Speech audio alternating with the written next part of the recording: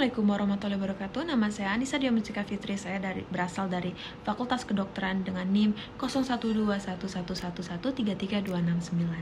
Perkenalkan, nama saya Sabila Rosyad Effendi. Saya dari Fakultas Ekonomi dan Bisnis, Program Studi Ekonomi Pembangunan. NIM saya 042111330028. Nama saya Rizky Akbar Badi dari Fakultas Vokasi, Program Studi D3 Perpustakaan. Perkenalkan, nama saya Anissa Rizky Fiolina Prihandini dari Prodi Ekonomi Islam dengan NIM 042114333232. Perkenalkan, nama saya Zahra Lahirunisa dari Fakultas Ekonomi dan Bisnis dengan NIM 042111433240. Di sini kita akan menjelaskan tentang pengaruh globalisasi terhadap perkembangan iptek dan wawasan Nusantara. Fenomena globalisasi yang kita hadapi saat ini pada hakikatnya merupakan realitas baru yang tak terelakkan. Para ahli menganggap globalisasi sebagai bagian integral dari perkembangan peradaban manusia dengan sifat evolusioner. Globalisasi mengacu pada konsep mengintegrasikan kesadaran manusia ke dalam dunia pada umumnya. Dengan demikian, pembahasan globalisasi murni berkaitan dengan kemajuan kehidupan yang telah dicapai oleh orang dengan berbagai pengaruhnya.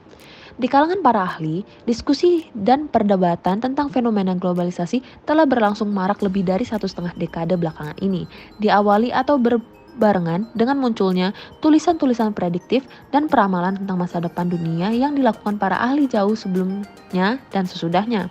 Baik para futuris, sosiolog, maupun ilmuwan seperti Daniel Bell, Herman Kahn, Norbert Elias, Immanuel Wallerstein, Marshall McLuhan, Club of Roma, Robert Kennedy, dan lain-lain. Pengaruh globalisasi terhadap perkembangan iptek saat ini sangat berdampak terhadap kehidupan manusia dalam sehari-hari. Hidup tanpa teknologi mungkin rasanya bakal hidup seperti di zaman purba kali ya, di mana masa itu belum ada yang namanya teknologi dan manusia masih bertahan hidup dengan segala keterbatasannya. Nah, beruntung nih kita ada di perkembangan zaman di mana teknologi terus berkembang, sehingga saat ini teknologi memainkan peran yang sangat penting dalam kehidupan kita sebagai manusia untuk membantu kita membuat hidup menjadi lebih baik agar tetap bisa berkomunikasi dan bekerja dengan sangat lancar tanpa adanya hambatan.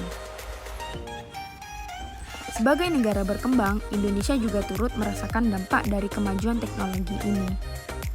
Nah, kira-kira apa saja ya dampak dari perkembangan teknologi ini?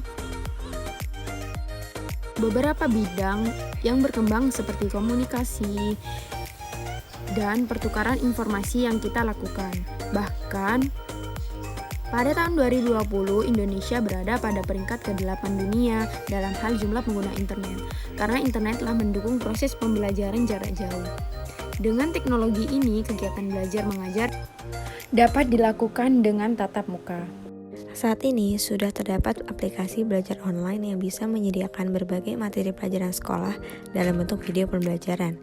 Aplikasi tersebut diharapkan bisa membantu mencerdaskan anak bangsa untuk berkomunikasi dengan orang lain seperti dulu, bahkan tidak terbatas antar kota dan antar wilayah.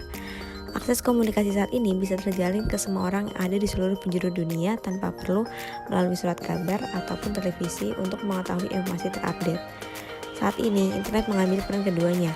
Keadaan internet membuat penyebaran informasi yang terjadi dengan cepat dan real time. Apa yang terjadi di detik ini di belahan bumi lain bisa secara langsung kita ketahui.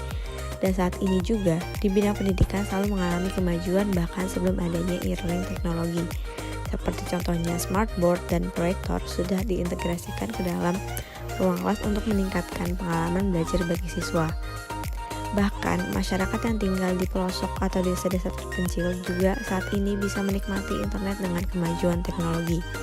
Tetapi di sisi lain, dampak negatif dari perkembangan iptek ini yang pertama ada teknologi bisa mengurangi interaksi sosial secara langsung antar manusia. Sehingga dengan adanya perkembangan iptek ini, kita lebih cenderung berhubung dengan kerabat secara virtual. Dan yang kedua ada munculnya kejahatan internet seperti cyberbullying, cybercrime, penyebaran konten pornografi, penipuan, plagiarisme, penyebaran berita hoaks, hingga kecanduan game online.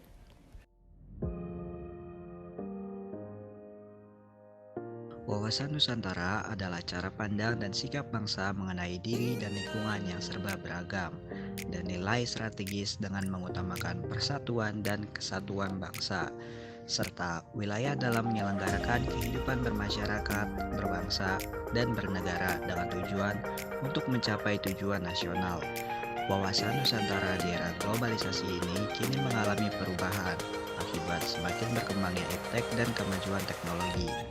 Dan agar rakyat Indonesia tidak mengalami ketertinggalan akibat semakin berkembangnya kemajuan teknologi. Perkembangan era globalisasi, terutama perkembangan digital, menyebabkan seluruh pemuda bangsa menjadi melek akan arus globalisasi. Globalisasi juga telah menghancurkan cara hidup dan budaya yang telah menjadi ciri khas Indonesia. Cara yang tepat sebagai masyarakat Indonesia agar wawasan Nusantara semakin berkembang di tengah arus globalisasi yaitu dengan mengenalkan budaya kita dan mengawasi agar kaum muda lebih bijak dalam menggunakan medianya. Selain itu, kaum muda seharusnya menjunjung tinggi budaya kita dan mengenalkannya keluar Indonesia. Selain itu, rasa toleransi antar ras, antar budaya, antar agama harus lebih diutamakan demi menjaga keutuhan NKRI. Tetap menghargai siapa saja yang kita temui dengan menerapkan ideologi Pancasila. Sebagai moral bangsa akan membantu pembentukan pribadi yang kuat, cinta tanah air dan mengenal budaya serta nenek moyangnya, serta menjadikan diri untuk tidak goyah dengan perkembangan budaya asing dan tetap menjunjung tinggi budaya sendiri dan menjunjung semboyan Bhinneka Tunggal Ika.